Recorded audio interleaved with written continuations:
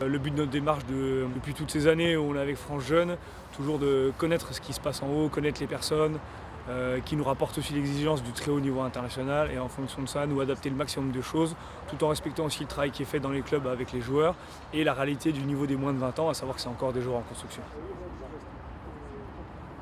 Ça va nous permettre de voir un petit peu l'état des moins de 20, de pouvoir essayer de se rapprocher le plus possible des intentions et des prérequis des grands, du 15 de France. Ça va nous permettre aussi de pouvoir mettre en place une évolution de la méthode depuis l'Australie, depuis le tournoi 2021, depuis 2020, depuis la Coupe du Monde. On essaie vraiment de renouveler à chaque fois des méthodes de travail par rapport aux acquis qu'on a, par rapport aux nouvelles règles, par rapport au projet de jeu qui évolue, etc.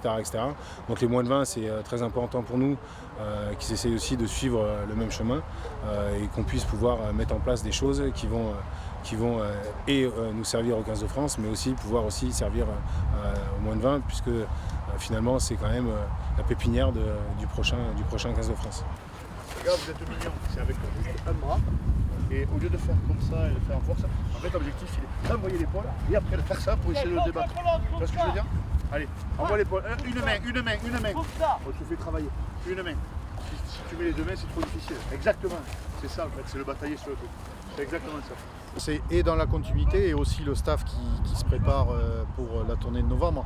Mais on est tout à fait dans cet échange-là, on le voit, c'est permanent avec les gens qui sont au bord du terrain, donc tous les éducateurs et tous les CTC de la fédération qui travaillent dans la région, avec faire partager avec l'ensemble des joueurs moins de 18 ans qui font partie de notre projet, et aussi évidemment avec l'ensemble des staffs moins de 18 et moins de 20. Donc c'est très riche et très dans le partage.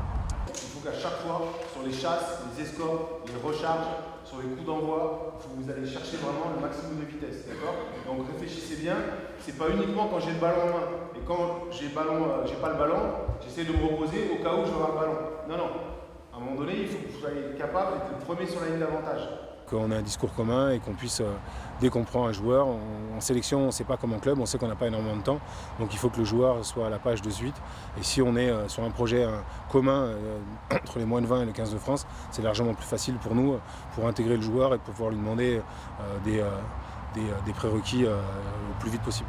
Allez, groupe suivant, déjà en place, au sol. Prêt, hop, roule là-bas, vite, prochain, vite, prêt, ça repart, nickel.